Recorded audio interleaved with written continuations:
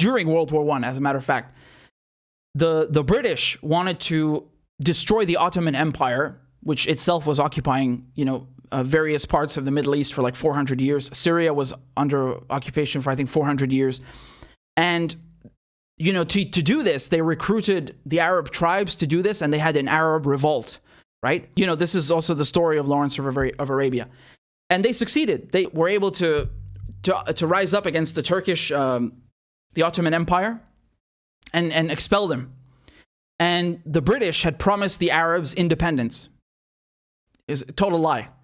Instead, what they did, right, so in 1917, I believe, from 1916-17, they had the Sykes-Picot agreement between a British and a French diplomat, Sykes and Picot, and they decided they would carve up the Middle East. It's a secret agreement at the time. It was, classified.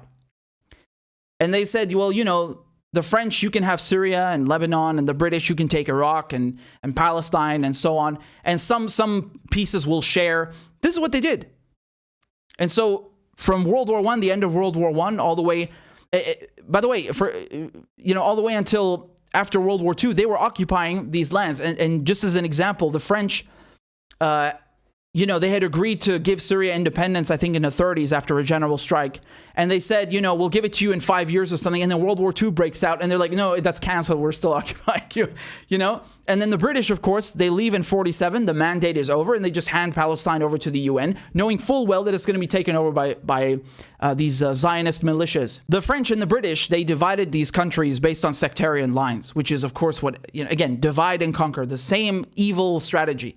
Now, this is, of course, very problematic because in Syria, for example, we have many religions. We have many different faiths, ethnic groups. I think I can't even count them all. I think it's more than 20, right? You have Bedouins, Palestinians, Armenians, Syriacs, Assyrians, Druze, Sunni, Shia, Christian, Orthodox Christian. I can't even count them all. Right? Kurds, of course. So many. There's a real harmony in Syria. This is something that I love. I'm very proud of, right? You have a real religious and social harmony in Syria. But because of this war in the last 10 years, they have chipped away at it. It's not completely lost, but they've been trying to do that.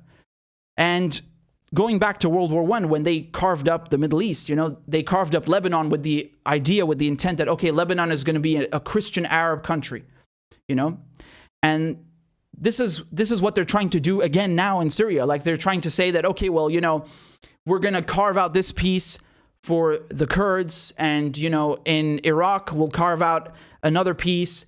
And, this is what they've been trying to do since World War I, and it's a plan that they're still trying to do now. It's divide and conquer. And it's just really disgusting, right? Because they are exploiting and destroying the religious and social harmonies that existed.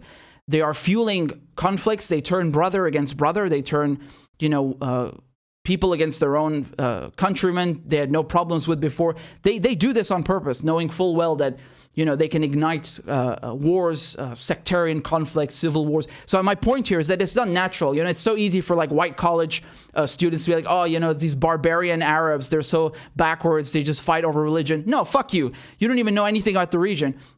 Most of the time when there's any sort of sectarian conflict, that's because they're trying to dumb it down on the news. They try to instead of saying, well, the United States and Britain and France came in and created this conflict and funded these groups and funded these terrorists and had this plan in mind. They're just fighting over religion. It's like, it's just like some people who say that, in Palestine and Israel, the Israelis and Palestinians are fighting over religion. What the fuck are you talking about? Palestinians are living under colonial rule.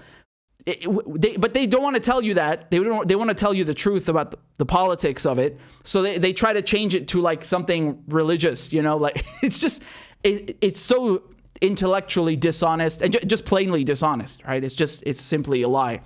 So yeah, I need to watch out for that, for those things. And for the British, the French, the Americans, they've always tried to do this. And not just in the Middle East. They've done this worldwide, trying to turn brothers against brothers and create sectarian conflicts.